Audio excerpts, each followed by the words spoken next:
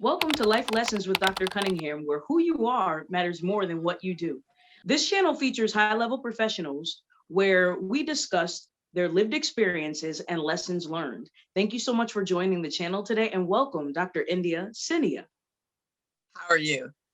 I'm well. How are you today? I'm doing good, good. I'm excited to be here. Thanks for the invitation, by the way. And thank you so much for accepting the invitation.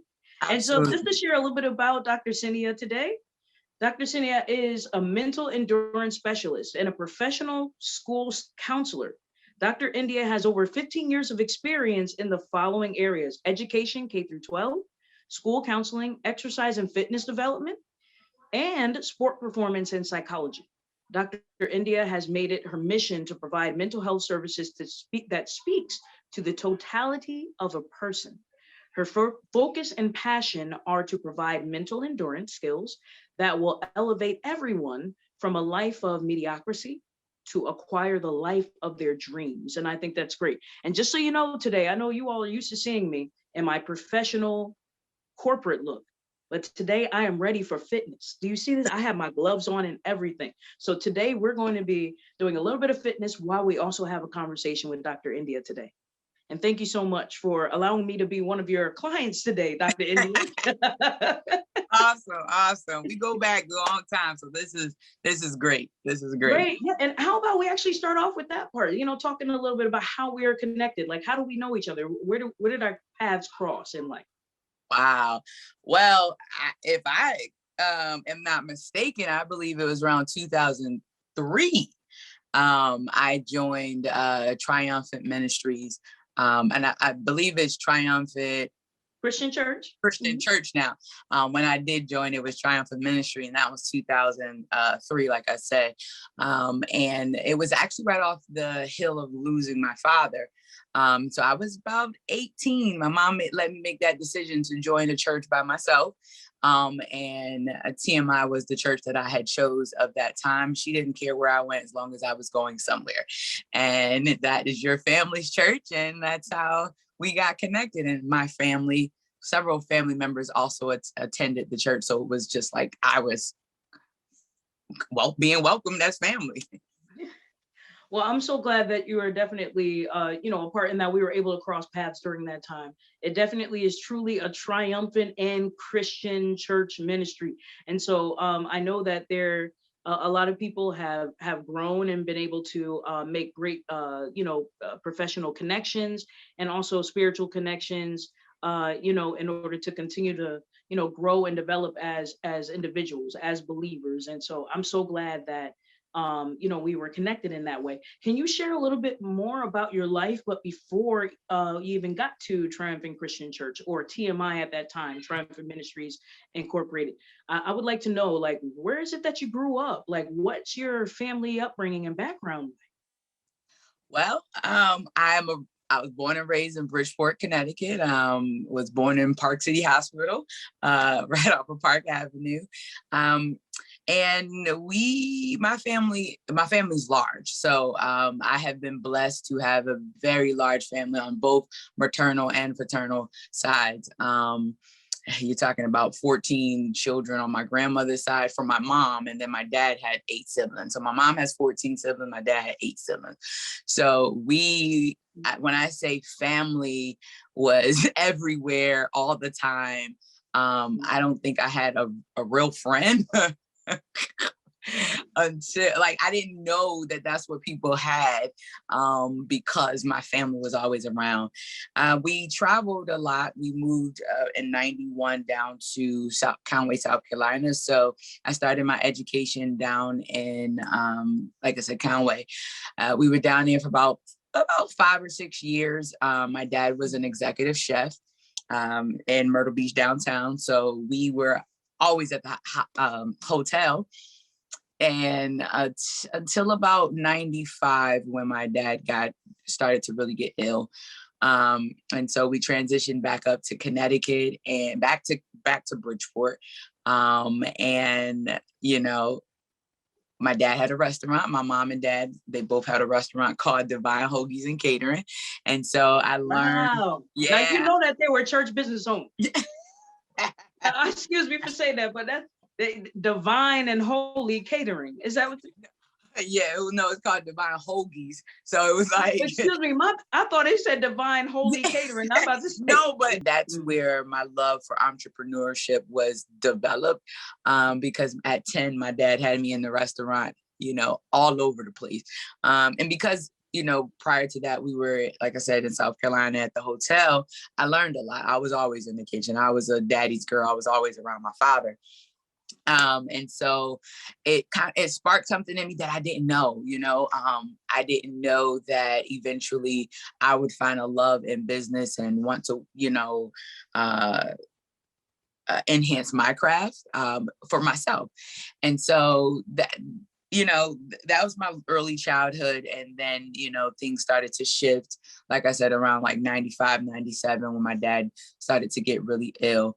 And I saw my mom, triumph in a way that most, women praise very differently, of course, because they they're the caregivers, they're the nurturers, and so at first my mom was a stay-at-home mom, and then when my dad started to get to the point where he wasn't able to, my mom became that full-time worker and stepped up in ways that, of course, at 15, 16, I didn't know, but now at 38 or somewhere around that age, I have so much respect to understand what it meant for my mom to really carry my family on her back. Definitely, I hear you. And I've had, many conversations about, the family dynamics and how roles within the family shift, especially after losing a loved one. And I actually do have on my website 2 webinars that were recently approved for CEUs by Connecticut Association for Marriage and Family Therapists that specifically talk about grief, explaining it, but then also the family dynamics and the roles and how they shift after, losing a loved one.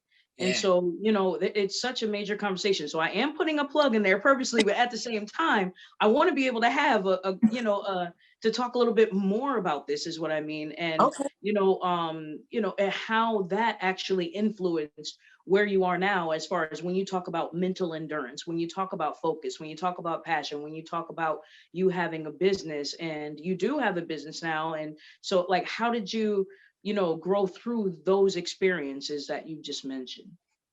Well, I will never forget October 14th, 2002. Because I was 17 years old. But it's crazy, Dr. C, I apologize. I wrote a letter to my father. So I had an assignment in English class my junior year, and it had to be somewhere around September, and that's my dad's birthday month.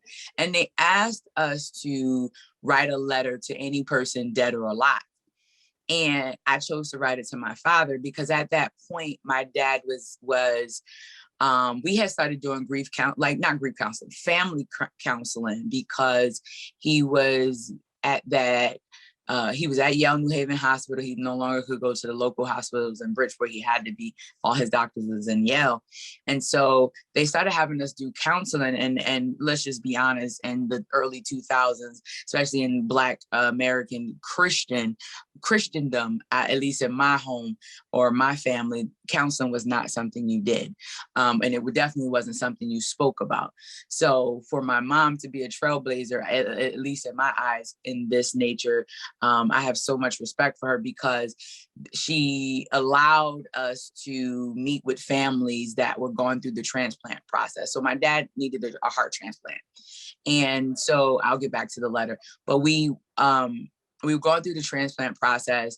And so we had to counsel, we were receiving counseling services through the hospital. And so you're bringing up a valid point. I want to make sure, if I just to interject at this point, because, you not only talked about, focus and passion and endurance, but you're talking about being able to evaluate yourself along the way. And that's such a great life lesson, because the thing is that sometimes people don't necessarily evaluate themselves until there's like a test that they can't control, rather than evaluating themselves along the way, so that at the point where they get to the test, they've already evaluated themselves multiple times to pretty much know where they are. Right. So then I think that's such a great life lesson, because I don't not only speaks to, just like you're talking about fitness, but that has to do with our mental health, you know. And a lot of times we talk about mental health, but or even relational health, but we only talk about it in terms of when there's a concern. But if Right. constant evaluation is happening, that means there's an opportunity for constant adjustment, because Exactly. you're willing to face the reality of where you are. But I think that's important for all of us, especially during this time of COVID and the pandemic. People have had to sit with themselves and their relationships more than they've had to previously, because of being at home more often. So it's harder to run away from oneself when having to face themselves and their environment on a daily basis. But the reality is that now it's an opportunity to look at each sequestering or time that we have during this pandemic as an opportunity for evaluation. Not because one is, has to be upset about what they have to face, but more so it's an opportunity to face it in order to be able to do something about it, which is great. You know, that's a different level of awareness and acknowledgement in order to be able to make the changes. I mean, literally, I was looking up a little bit of information, and I happened to come across a study that was done at UCLA, where they literally showed that exercise is able to stimulate the brain in order to increase plasticity. So literally that means neurons are being able to recreate and to grow. And plasticity helps with being able to learn better. It helps with being able to adapt better. I was diagnosed as being dyslexic while in undergrad. So that's another part of my struggle, and not struggle, of my triumph. I don't want to use the That's word struggle, because I have been jumping hurdles since I can remember. I went to high school on a fourth grade reading level, high school. Ninth grade, I was reading at the fourth grade level. I couldn't even read where I was at. But my high school was so diligent. I went to Bridge Academy. So my mother was not allowing me to go to any public school. I would be dead probably, because I was a fighter. So I was very aggressive. So my mother knew that ain't happening. And I was hurt. I was crushed. But that decision altered the trajectory of my life, because that high school and basically had a reading intervention program embedded into the curriculum. And so by the time I graduated, I was on a 11th grade reading level. I basically had increased in my reading ability almost 6 grades. And so, I am so very, very thankful for my high school, Bridge Academy. Shout out to y'all, because that is the high school. And yes, it's in Bridgeport, Connecticut. That saved my life, truthfully. And that was the school that spoke life into me and told me that I was capable and that I had to get out of Bridgeport and go see the world, go to college. And so, if I can add, just to interject here for a moment, because this is a point where if a parent is watching, to us to really highlight the idea of knowing that the parent can truly advocate for their child. And it's absolutely. important to ask those questions, because it Mhm. is important for you to know. And I know you're a school counselor, so I know this is the things that you could talk about all the time, but what you're bringing up is a very valid point. Not only knowing the reading level that your child is on, and the reading level that your child is on might not necessarily be exactly where they are grade wise, but there are always those standardized tests to let you know where your child is. And if I'm not mistaken too, India, aren't they able to actually can request testing to determine where their child is? And Absolutely. then from that point, then they can determine what support that the child needs. And Yes. then the parent should always advocate, whether it has to do with spending finances or not, because there are programs where one doesn't necessarily have to spend finances in order to make sure that you get your child what they need in order to be at the level where they need to be. So that then if they choose a particular career that in school that includes additional academics, or even if it doesn't, just for life development, in Right. order to be able to navigate, even if they're an entrepreneur, it requires reading, it requires math, it requires, all of these skills. Exactly. And so all of those particulars are so important for parents to be able to keep in mind, and to know that it's important for the school to hear the parent's voice, along with, the child being able to express that. So when your child brings up things that are going on, it's important to hear that. Don't just dismiss it. It's something that's important to hear. Ask the questions, talk with the teachers, Talk with the school counselors, the school psychologists, the principals, to make sure that you're aware of what's going on in your child's life. Absolutely. So, and I love how we segue right into that, because I like to tell parents that you are your child's principal. You are the defining, you're the start and the end, right? You control the educational program of your child, not us. We are here to assist you. We are not here to govern.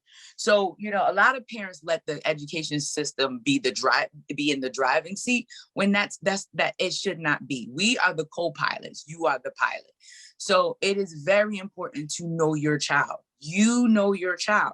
So therefore, how can I, as a counselor, tell you anything other than what I see? I can only see what I see during the day.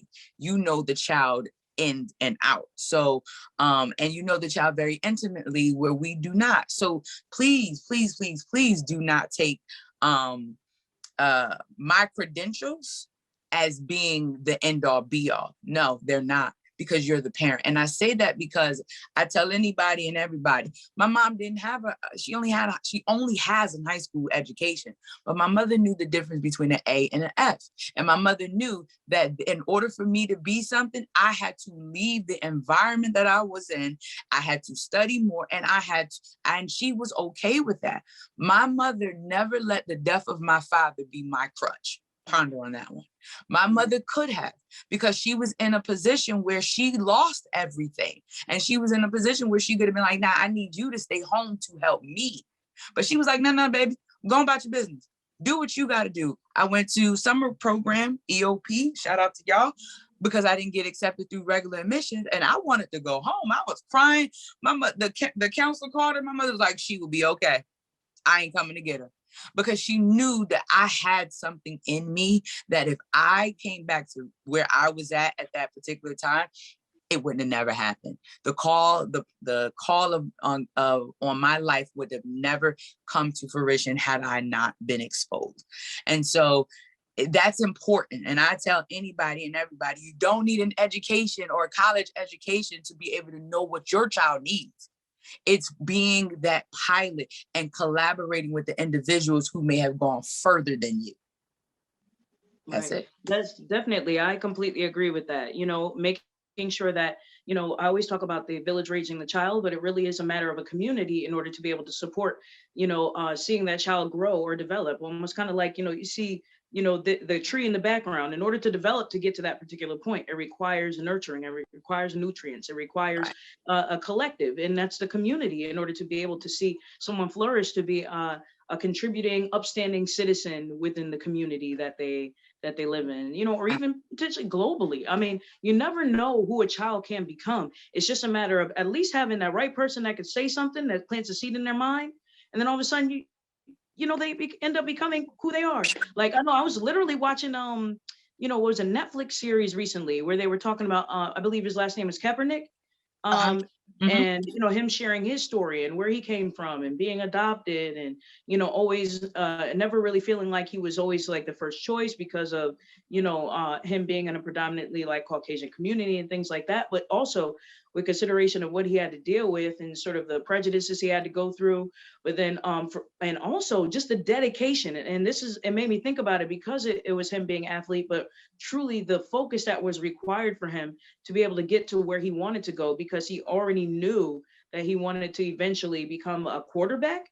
But they were telling him he was better at baseball and all these things that were going on. But it's like he had it already set in his mind and he was willing to practice and to do whatever it took in order to be the very best quarterback, but also kind of had that like that knower or that sense in his gut, almost like Holy Spirit, internal GPS telling him like he knows that that's where he was meant to go, or meant to be, And so the thing is that when, you have the right people around you, and when you have people around you that want to see you win and are willing to be able to share what are their strengths with you, then that can help you to be able to move forward, right? And so that part, I'm hearing you, and I definitely agree. The thing is that I want to be able to at least do maybe 1 or 2 sets of something regarding exercise, and then we'll go into the fun questions, because we're gonna get deep, but we want to have some fun too. All right.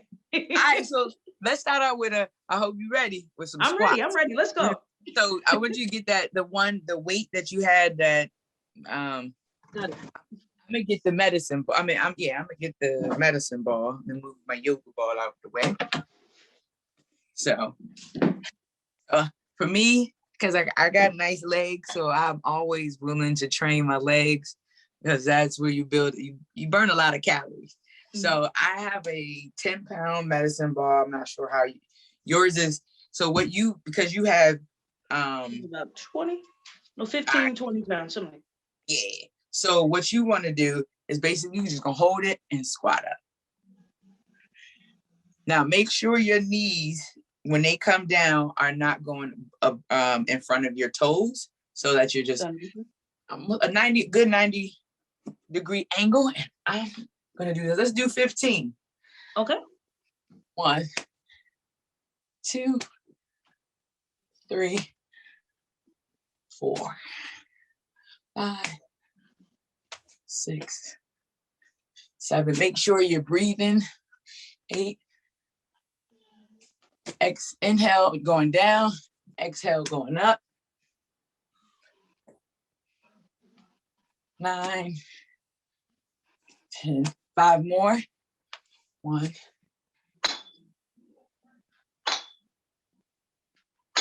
11, 12, 13,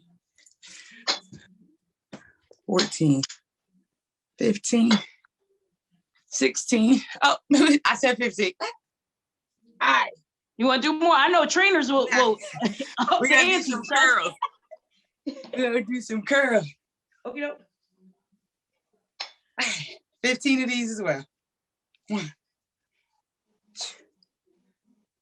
3. Squeeze at the top. Squeeze. 7, 8, 9, 10, 11, 12, 13, 14, 15. Woo, I should have turned my heat off. Now, that's a little light, Yeah, I usually tell people, like, when you're doing something like that, you do 5 rounds of it. And you talking about the calorie burn, and that gives you a full body workout. So can I ask you this? Because I know that when people are doing weight, sometimes they think about it in terms of just building muscle, but how much of it is still cardiovascular? Actually, a good about 85 to 90% of it is. Because see, here's the other thing, especially women should be lifting the weights because it helps with the bone density as well as osteoporosis, right? Mm-hmm. It also helps with the curve. More women than not, you will see them when you go to the gym and you assess the gym, you'll see most of the women in cardio. You'll see most of the men in the weight room. Really, it should be reversed because we don't have testosterone. We have, high level. Well, we have testosterone. It's just not high level as men, right? We have estrogen. Estrogen really produces fat. So for me, I learned this after my bodybuilding show. I have a high level, an equal level of both, actually. So I can build muscle fast as well as gain fat fast. So I have to really be strategic when it comes to my food and being able to maintain the muscle while fat loss. Because here we look at weight loss and fat loss as the same thing. It is not the same thing. It's not the same thing, excuse me. Fat loss is when you're strategically focused on building muscle and decreasing the fat. Weight loss is you're just losing weight. You're doing a bunch of but doing more endurance training and you're doing more cardio. Now, I've been studying endurance runners. They have a different diet because their focus is pretty much the long term. Can they stay in a race 10 miles, 20 miles, 30 miles, right? For runners, for cyclers, for people that swim, those kind of sports divers, they're looking at the distance. Whereas strength training, you're looking at the volume. How much weight are you lifting? How many reps? So you're targeting the body differently.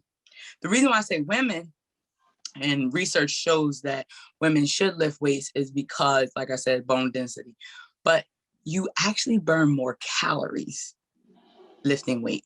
And after you're done lifting weight, the trick is to go do cardio, because literally you're still, I believe, if I'm not mistaken, I have to look at like the actual numbers, but it's anywhere between 5 to 10 minutes, you're still burning calories after you weight train. The moment you stop running on the treadmill, the moment you stop on the bike, you stop calories. So you can get an additional 20 to 30 calories burned by just weight training, period, even after you stop. So it's getting that body to the maximum level of strength, right?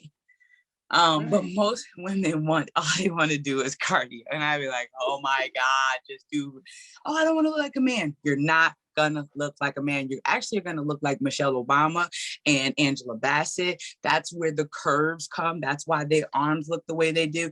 They are weightlifters. Thank you for sharing that. Yeah. I think that definitely is a misnomer, because people do assume that, especially depending on the situation of how someone is going to be viewed, depending on how the body is sculpted, but that has everything to do with, how weights are utilized. And then also depending on what regimen you're on, like what you've been sharing, as far as fitness. And I believe earlier you shared it, like there was a difference between kind of the focus on whether it's a fitness or bodybuilding, but there are different ways of targeting particular parts of the body to look different ways. Right. At the same time, fitness just, is fitness, right? And then but using muscle or focusing on the muscles through strength training, if that helps cardio and muscle and burning more calories, it's ladies, exactly, ladies. You heard Dr. India, ladies. Okay. What? I promise you, I can get you on a 30-minute circuit and you'd be like, I'm good. I don't need to do cardio. Thank you for sharing that, Dr. India, sincerely. That's very helpful. And I'm sure that inspired someone to be able to go to the gym and just focus on the weights a little bit longer. It's all right. We all gonna focus on the weight. So then how about if we go into the fun speed round? I have a few questions that I'd like to ask you, and just to, for fun and to get to know you on your not so professional side of life. So how about this? What's your favorite song or artist? Okay, y'all, I am churchy. Okay, I'm churchy. So for me, my favorite artist is Kim Burrell. And my second favorite would be Miranda Curtis. And Kim Burrell is because, of course, I grew up listening to her in the late 90s. And I'll keep holding on. Still know the song. And she's a singer.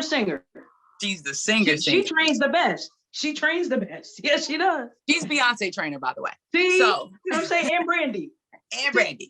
Yes. But Miranda Curtis, bless God, is very, very, very real. Not to say Kim isn't, but she's very real and authentic in her story and in her vocals and the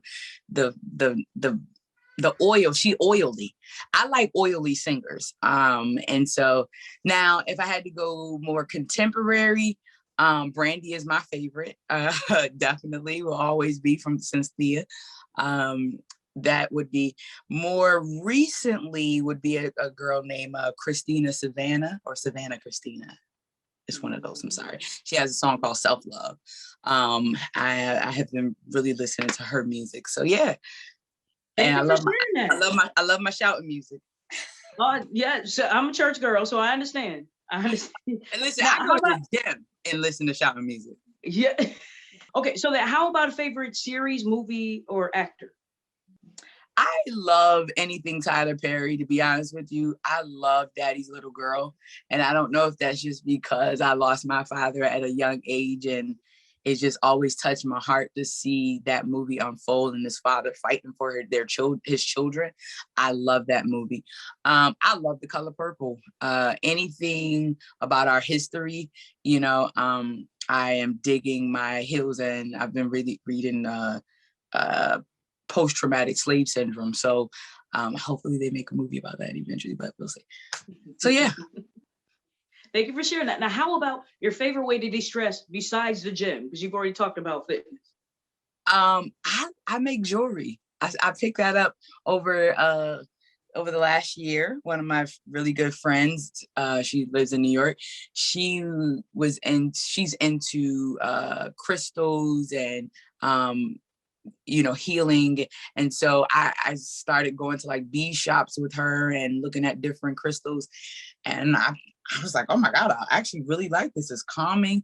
It's not as hard as I thought it was. And so I have a whole little jewelry kit now and know how to, make different necklaces and bracelets. So now, what's your favorite place you've traveled? Or where is your favorite place you've traveled? Grand Turks and Caicos. If you've never been, woo, go. That pink sand is phenomenal. The water is, wow, it's beautiful. My cousin and I, who is deemed as my accountability partner, Barry Jackson, threw you out there. Him and I, you had this covenant before COVID where we would travel at least once a year to do accountability retreat. And we went to Grand Turks and Caicos and was on the jet skis, and God, it was a delight. But we also went to Cuba. That was interesting. Even though it's not like a vacation-y place, it was just very cool to see the culture, especially from, being a young American, where Cuba was always like the forbidden fruit of the islands, right? Because there were sanctions, we couldn't go there. And then in 2016, when Obama, or I think it was 2012 when Obama, lifted sanctions, we were able to go. And so Barry and I went. So that was pretty cool. All right, very cool. And now how about one thing that you would like to do that you haven't done yet? Jump out of a plane. How can people connect with you? So, well, first, let me say how honored I am and what a privilege it has been to share my story and my journey. I am getting new to this, so I'm excited just to see the connection. And when I have mine, I can't wait to invite you to also talk to my clientele.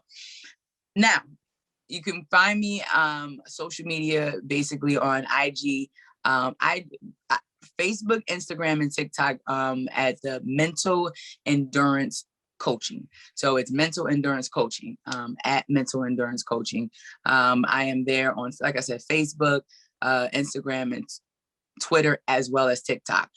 Thank you so much for sharing that, Dr.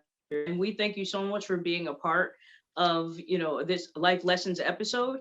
And I also want to thank all of you for watching today, and I'm going to ask you to subscribe so that you will always receive the indication when it's time to watch a new premiere, and like and share this episode today. And thank you so much for watching, and we'll see you next time. Have a great one.